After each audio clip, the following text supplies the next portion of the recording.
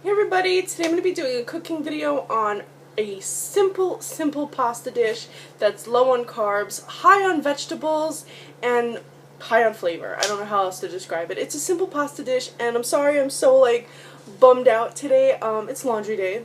Laundry machine's behind me, and I'm wearing my house sweater. I got no makeup on, so I'm sorry, but like I said the other day in my other video, yeah, I'm not going to get all glammed up to cook with you guys. I'm sure you guys don't get all glammed up to cook at home, so I'm sure none of you are judging me, but just putting that out there.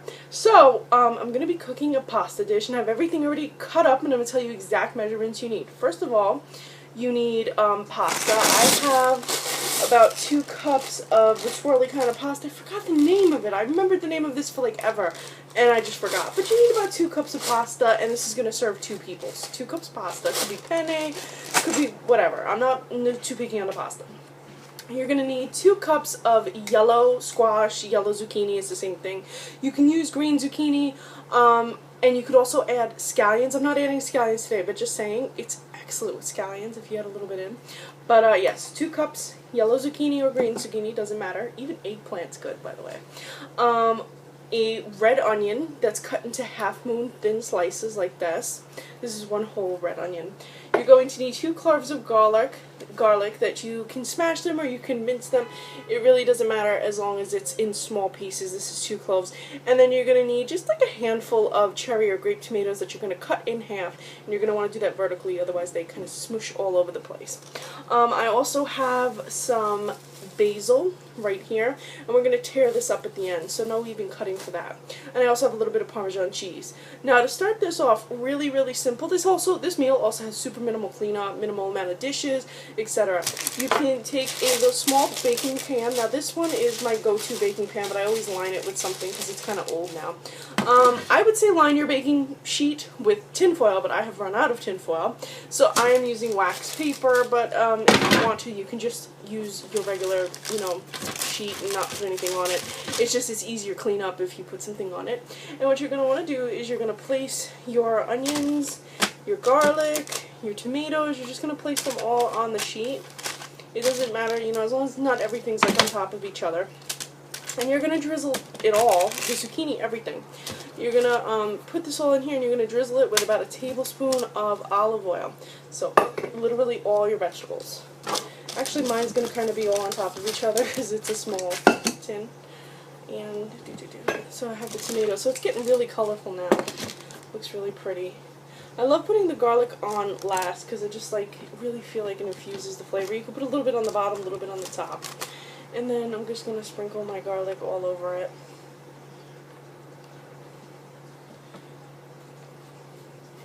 There we go. And then the olive oil. So, you see this? Looks real nice. I don't really measure, but about a tablespoon of olive oil. Because this is pretty much your sauce here. So you're going to put that in the oven, and you're going to roast it on 450 degrees for about 15 to 20 minutes. Check on it.